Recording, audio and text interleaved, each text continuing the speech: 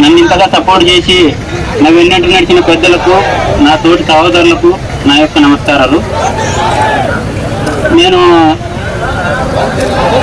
16వ తేదీ సోమవారం రోజు నుండి ఈరోజు శుక్రవారం దాదాపుగా 4-5 రోజులు అవుతుంది. ఆ రోజు నుండి ఒకటే మాట చెప్పుకుంటూ వస్తున్నాను. ఆ రోజు జరిగిన విషయాలు వీడియోలో వస్తున్నాయి, అది వాస్తవమే. కాకపోతే నిన్న నైట్ వరకు 11 వరకు నేను ఆ విషయాల్ని మా వాళ్ళు చేద్దామంటే కూడా నేను చెప్తూనే వచ్చాను.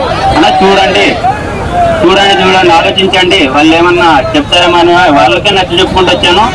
ఈరోజు పొద్దున బీబీసీ వాళ్ళు నిన్న నైట్ ఫోన్ చేశారు. నాకు ఫోన్ చేస్తే కూడా నేను జరిగిందే చెప్పాను. తర్వాత గుడిచె కృష్ణమ్మకు ఫోన్ చేశారంట.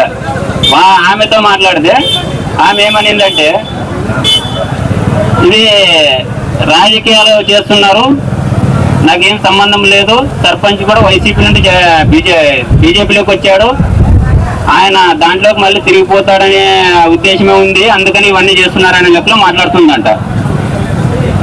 సరే, అది పక్కన పెడితే నేను అట్లా అది పక్కన పెడితే నేను ఊర్లోన దిగినప్పటి నుండి గుడి దగ్గరికి చేరుకునే వరకు మీ ప్రవర్తన నేను గమనిస్తూ వచ్చాను. కాకపోతే ఇన్ని రోజులు నేను చెప్పలేదు, కానీ మీరు నేను ఎంత సమయం పాటించి ఇటు వరకు తెచ్చాను, అయినా కూడా నిన్న ఏమాత్రము మనసులో పెట్టుకోకుండా మీరు చేశారు కాబట్టి నేను చెప్తున్నా. అక్కడ ఎమ్మెల్యే గారికి ఊర్లో ప్రజలు అడుగుతున్నారు, ఎట్లా సమస్యలు అడుగుతున్నారు. వాళ్ళు ఎమ్మెల్యే గారు పిలుస్తున్నారు, సర్పంచ్ ఏమయ్యేది కొంచెం చెప్పు వచ్చి అని అంటే, నేను అడగడున్నా సర్పంచ్ ఎమ్మెల్యే గారు పిలిచారంటే నేను దూరం ఉంటున్నాను, తొందరగా పరిగెత్తిపోతున్నా. ఆమె కొంచెం చేయి తగిలితే అక్కడ సారీ కానీ అక్కడే చెప్పేసినాను. చెప్తే కూడా ఆమె ఏమనింది, మనం కళ్ళు కనబడవా, ఎప్పుడు చూస్తుండవు అని నిర్లక్ష్యంగా మాట్లాడింది. అక్క సార్ చెప్తున్నాను కదా అక్క సార్, నేను ఎమ్మెల్యే గారు పిలిచానని అటోవిడిగా వచ్చానని నేను చెప్పాను. అది అటుగా అయిపోయింది. మళ్ళీ ముందుకు సాగుతూ పోయే కొద్దీ మా ఊరు ఒక సీనియర్ నాయకులు ఉంటారు కదా, వాళ్ళు ఏం చెప్పారో తెలియదు, పోతూ ఇలాగే దూషిస్తూనే ఉంది. ఊర్లో సరిగ్గా పని చేయలేదు, అది చేయలేదు, ఇది చేయలేదని. పక్కన అదే టీడీపీ నాయకుడు గోపాలన్న వచ్చాడు, ఆయన ఈ మాటలు ఏం మాట్లాడలేదు. ఆయన వేరే వాళ్ళు నిన్న దూషించి మాట్లాడేది కూడా సరే బాబు అన్నీ చాలా వరకు నచ్చ చెప్పాడు. అక్కడ ప్రజలందరూ విన్నారు. ఆయన అంత పాటించారు, ఈమె అంత చేసుకుంటూ పోయింది. తర్వాత గుడి దగ్గరికి చేరుకున్న తర్వాత కూడా నేను గుడి ఎమ్మెల్యే గారు రాండి పైకి నేను పిలుస్తుంటే నేను పోయేసరికి ఆ మాట వచ్చినాక నేను నిలబడేసాను కిందకు. అది అయిపోయిన తర్వాత కూడా సమయం వచ్చి మొత్తం అయిపోయిన తర్వాత వాళ్ళు వెనుకలు ఉన్నారు. ఎమ్మెల్యే గారు అంటున్నారు, మీరు ఇట్లా చేసేదానికి వాళ్ళు క్రిస్టియన్ లేకపోతున్నారు, అట్లా చేయకూడదు కదా అని అంటున్నారు. సరే, అది అయిపోయింది. వాళ్ళు మాట్లాడుతున్నాను, సైకిల్ విన్నాను.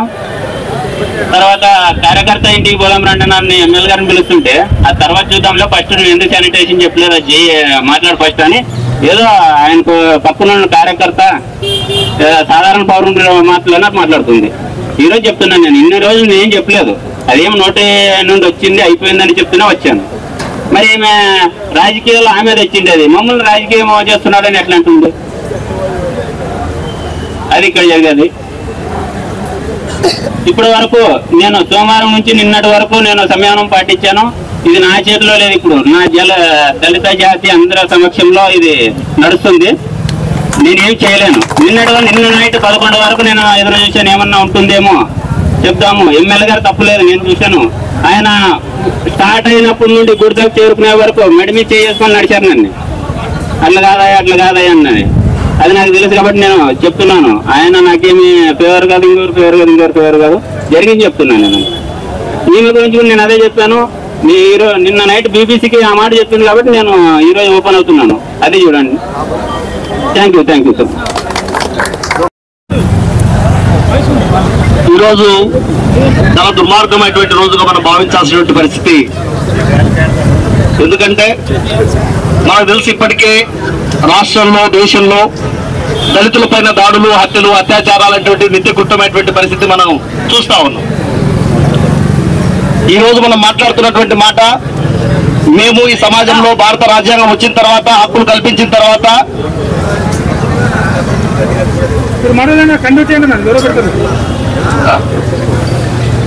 రాజ్యాంగం అనేక రకాల హక్కులు కల్పించిన తర్వాత రాజ్యాంగం ద్వారా ఈ రోజు ప్రజాప్రతినిధులుగా అక్కడక్కడ వస్తున్నటువంటి వాళ్ళు కూడా గ్రామీణ ప్రాంతాల్లో మనం చూస్తున్నాం. అక్కడ గెలిచేటువంటి సర్పంచ్ అయినా, ఎంపీటీసీ అయినా, జెడ్పీటీసీ అయినా, ఎంపీ అయినా, ఎమ్మెల్యే అయినా సరే ఆధిపత్య వర్గాల చేతుల్లోనే ఉంటారు అని చెప్పేసి స్పష్టంగా మనకు అర్థమవుతుంది. ఎందుకంటే ఈరోజు మనం చూస్తాం చాలా చోట్ల కూడా దీనికి సంబంధించి చెప్పారు కాబట్టి మనం తిరిగి చెప్పాల్సినటువంటి అవసరం లేదు అని చెప్పేసి అనుకుంటా ఉన్నారు. ఎందుకంటే ఈ రోజు నేను గట్టిగా కనుక నేను మాట్లాడితే తిరిగి రేపు సీట్ ఇస్తాడో లేదో అని చెప్పేటువంటి దుర్మార్గమైన బతుకులు బతకాల్సినటువంటి పరిస్థితి వచ్చింది దళితులకు. కాబట్టి ఖబర్దారని చెప్పేసి మనం హెచ్చరించేటువంటి పరిస్థితి రావాలని చెప్పేసి ఈ సందర్భంగా కోరుతా ఉన్నాను. ఎందుకంటే స్పష్టంగా చెప్తా ఉన్నాడు ఎమ్మెల్యే గారు, తప్పించుకోవడానికి మాట్లాడుతూ ఉన్నారు. ఎమ్మెల్యే గారు అదేవిధంగా టీడీపీ నాయకురాలు ఇద్దరు మాట్లాడుతూ ఉన్నారు.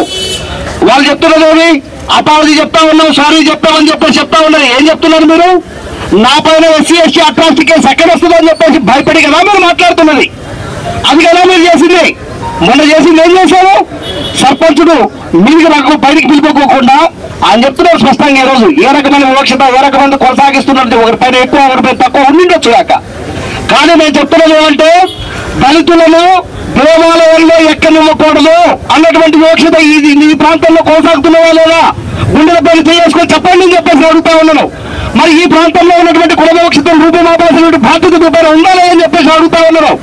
కాబట్టి ఆ మనింది కాబట్టి నేను ఏమనలేదు, ఇక్కడే ఉండు, ఈ సేవలో చూపింది స్పష్టంగా వినిపిస్తుంది కదా, కనిపిస్తుంది కదా.